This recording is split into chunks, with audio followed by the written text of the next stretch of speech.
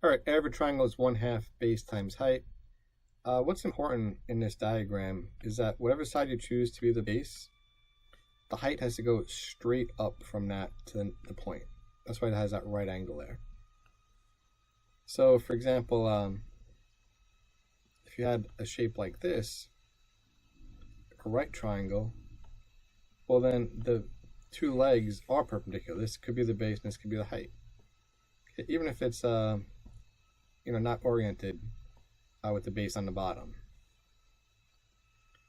But if you had a diagram like this, and you chose this to be the base, well then the height would have to still be perpendicular to where the base would be. So this would be the height out here. Picture you're on like the grass, right? And there's some weird statue, right? And you're looking at it. You're like, how tall is this? Well, you'd measure you get your tape measure, go from the top and go straight down to see how tall it is. That's where the height would be. All right, and then, if you have something like this on coordinates, a coordinate plane, you just find the difference between the spaces. So if this is 1 and this is 5, just subtract it. This side's 4.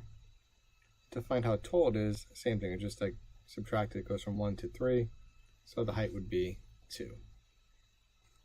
You can excel with Cadell.